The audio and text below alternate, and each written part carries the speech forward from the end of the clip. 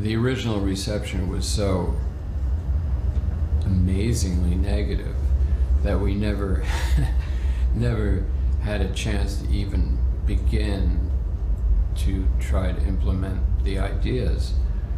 Near the end of Lou Reed's album Berlin, there's a song called The Kids, and about 5 minutes in, you hear children screaming for their mother.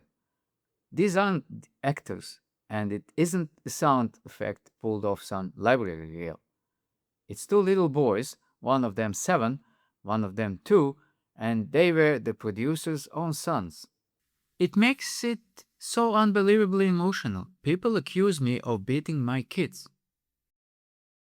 The crying is real, and the story of how it ended up on the tape had been called the cruelest thing a producer ever did to get a sound.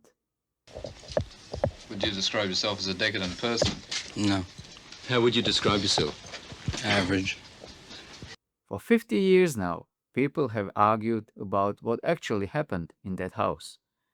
The version everyone repeats is monstrous. What really happened is stranger than that, and in some ways worse. In early 1973, Lou Reed was the least likely hitmaker in America, and he had a hit. Walk on the Wild Side was on the radio. Transformer, produced by David Bowie, had turned a Velvet Underground cult figure into a star. RCA wanted the follow-up fast, and they wanted it commercial.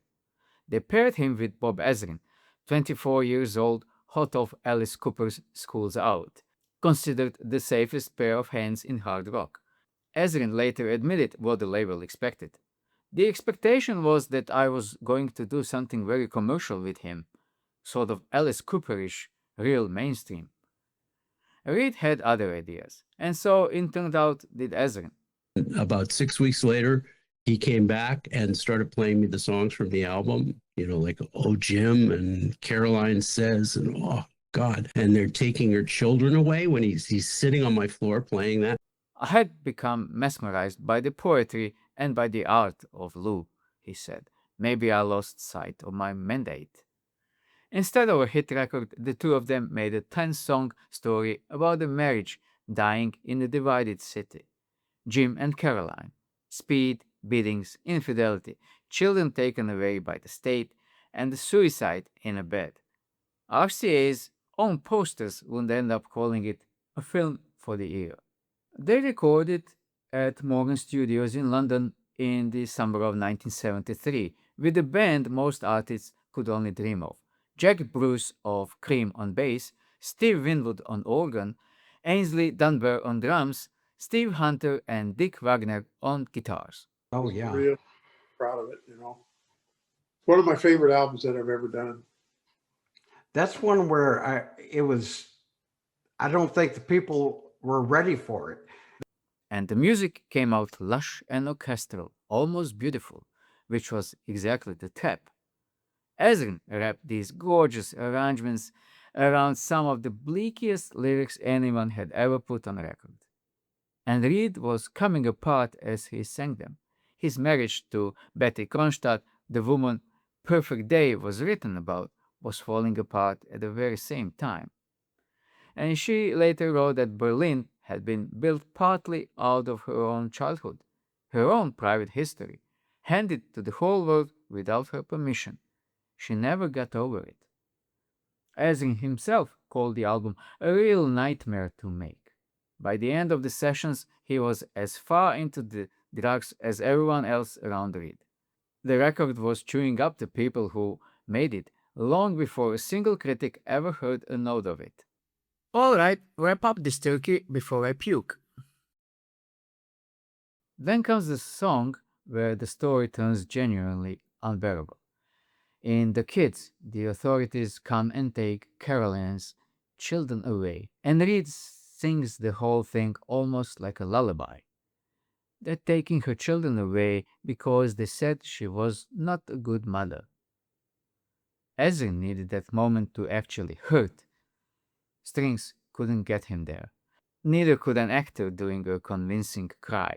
So he went home to Toronto and he pressed record on his own family. The legend spread almost immediately, and people still repeat it today, that Bob Ezrin told his small children their mother was dead, and that taped whatever came out of them. Ezrin's own account is a different one. He says he asked his 7-year-old David to help him out with a play he was recording. The kids had to sound scared because their mom was being taken away from them. The first few takes were frightening enough. And then on the third take, his 2-year-old Josh, who hadn't been asked to do anything at all, suddenly joined in and started screaming for real. The two of them screamed so hard they distorted the tape.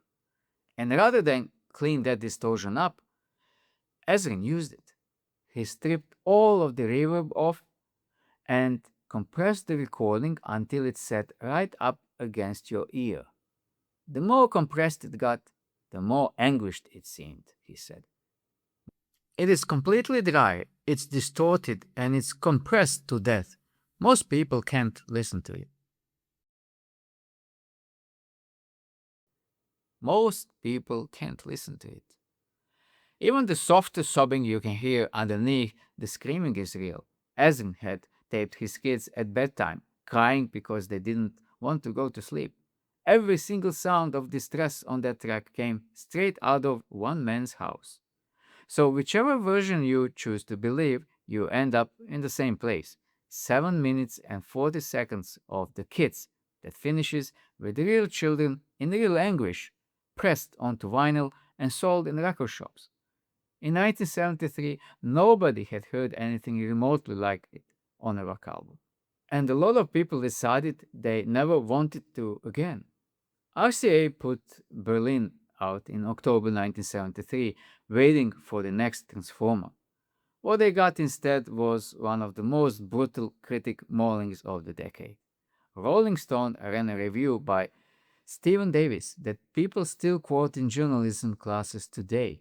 He called the album a disaster, taking the listener into a distorted and degenerate demi mode of paranoia, schizophrenia, degradation, pill-induced violence, and suicide. And then he signed off with 2 words: goodbye, Lou.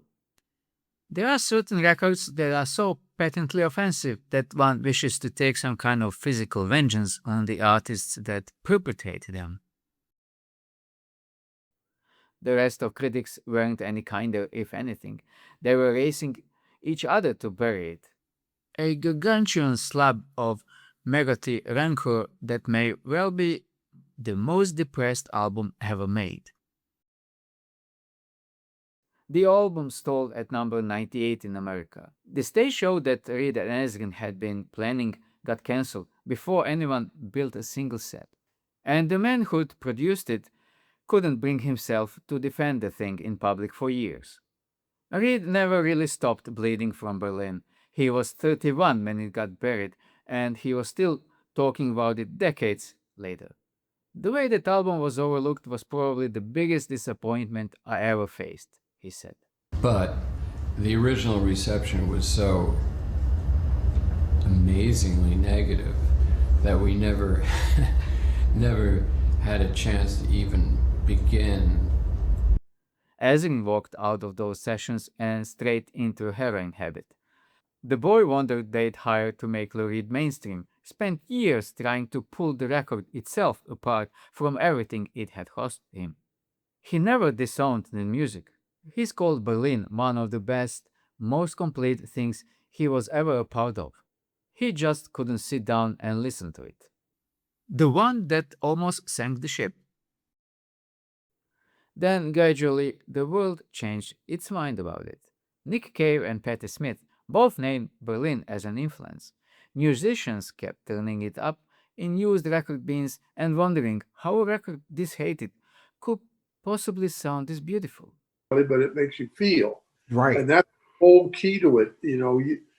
Just like that painting called The Scream. Yeah. When you look at that thing, man, that does stuff to you emotionally.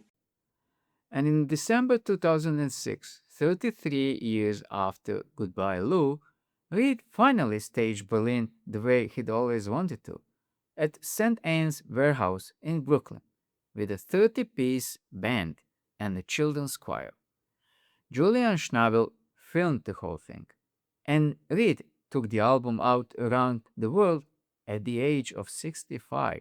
It's just, Julian said, let's put up our own money and film this. It's the only time it's going to be here. If we don't film it, we'll never see it again. And the Rolling Stones, the very magazine that had told him goodbye, put Berlin at number 344 on its list of 500 greatest albums ever made. The most depressing record ever made. If I took this ignorant person to see Hamlet, what might he think of the end?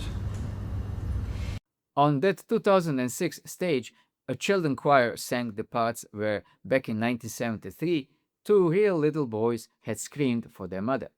David and Josh Ezrin are in their 50s now. The tape's still out there, and it's still distorted in exactly the same places. That one line of Ezrin's has never really stopped being true. Most people can't listen to it.